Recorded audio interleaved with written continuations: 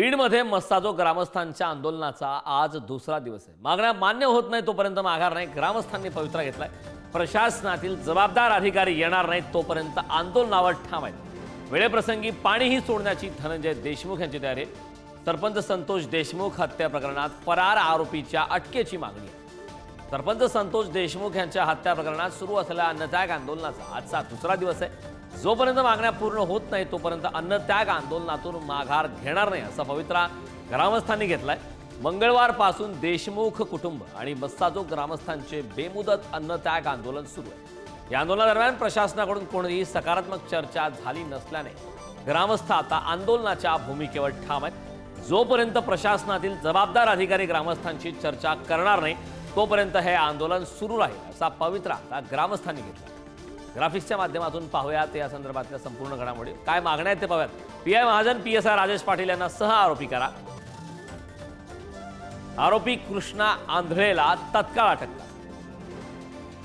उज्ज्वल निकम यांची तात्काळ नियुक्ती करा। या संदर्भात ताजी अपडेट देण्यासाठी आपले प्रतिनिधी उदय नागरगोजे आपल्या सोबत जोडलेत। उदय, खरं तर आंदोलनाचा मस्साजोगमध्ये दुसरा दिवस आहे। काय अपडेट काय सध्या मस्साजोगमध्ये सुरू आहे, कारण त्या ठिकाणी आंदोलक आक्रमक झाले?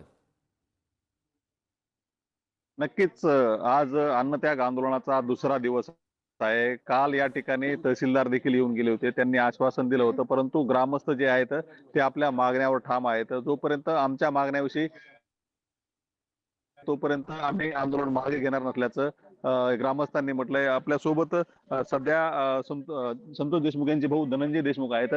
काय सांगाल भाऊ, काय आज दुसरा दिवस आहे आंदोलनाचा? काही प्रशासनाकडून काही निरोप आलाय, काही सांगणार? आतापर्यंत नाही आहे काही। काल झालेला उपविभागीय दंडाधिकारी आहेत त्यांच्याकडून देखील नायब तहसीलदार आहेत ते आले होते।